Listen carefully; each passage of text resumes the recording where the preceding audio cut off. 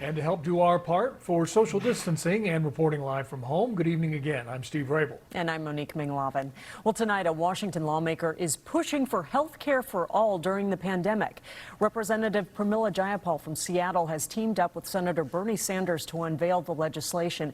It would have Medicare cover all treatment costs for the uninsured and any out-of-pocket costs for people with public or private coverage. Now, this comes as the state reports 9,600 positive COVID-19 cases. We are taking a closer look at how many people are using Snohomish County's newest quarantine center. Angel of the Winds Arena converted to an isolation and quarantine site last week.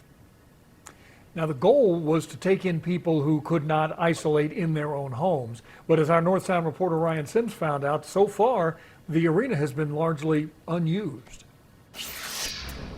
We are talking about a truly huge facility. In fact, more than 150 people can be accommodated inside. Yet get this, in the last week, only 3 people have actually isolated here. But even then, this site will likely last for several more weeks. It's imperative that we not slacken up.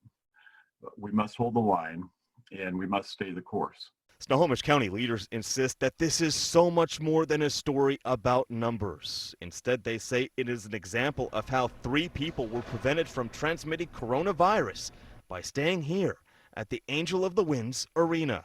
We want them to be able to separate themselves safely, secure from the rest of the community. This gives them a place where they can do that. But the question tonight, if there was not enough demand for CenturyLink's Army Hospital, well, how is it that there is enough demand for Angel of the Winds?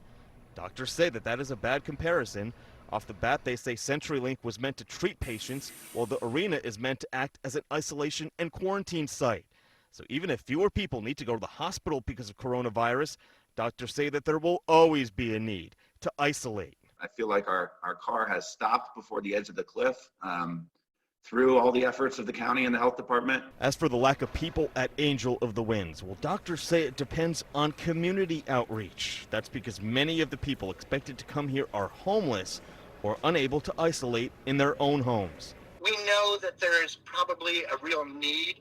We just haven't yet been able to reach the population to help them get the kind of they deserve. Now, of course, Angel of the Winds not the only place handling isolated patients. A similar facility is still being built in Shoreline. Plans are still underway to open that to patients next week. We're in Everett tonight. Ryan Sims, Cairo 7 News.